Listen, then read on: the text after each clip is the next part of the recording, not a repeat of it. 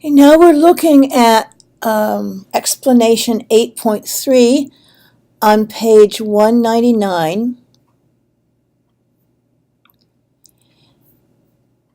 And here we're talking about ways to express obligation means you have to do something, and necessity or need, using must and phrasal modals or modal-like expressions. And the landlord must provide smoke detectors. Another way to say this that means the same thing is the landlord has to provide smoke detectors. And this is for rules, obligation, or obligation means something you're required to do. Must is more formal than have to, but there really is no difference in meaning. They mean the same thing. We can use have got to call my landlord today, or I have to tell him about a problem in my bathroom. We use have or have got to express something we need to do, we must do. Have to is a little bit more formal than have got to. Have got to you use in conversation, not in formal writing very much. And this is something to look at here, is that must has no past form. You have to use had to.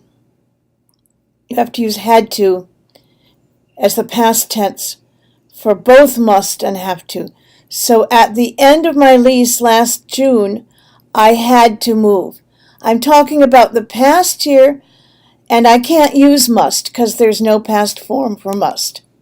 I have to use had to.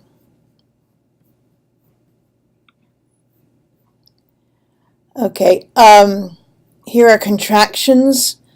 Have got to is usually contracted with a subject pronoun, like I've got to, he's got to.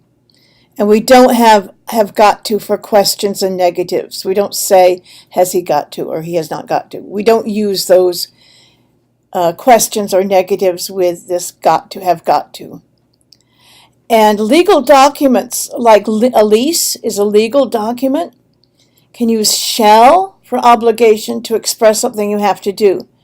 So if the security deposit does not cover the cost of damages, the tenant will have to, will be required to pay additional costs to the owner.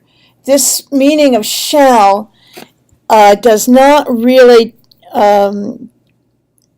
turn up much in English, but you will see it in legal documents, like your lease.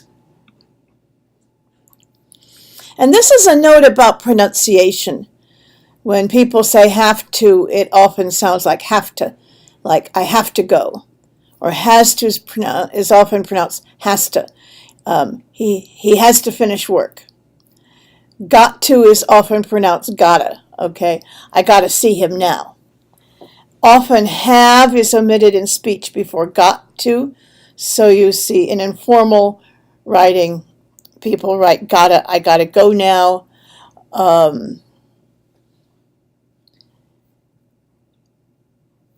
I can say I gotta go, taking out the have. But all of this is informal.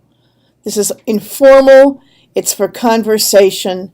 None of this is really going to be used in formal writing. It's just an explanation of how people talk in relaxed, everyday speech.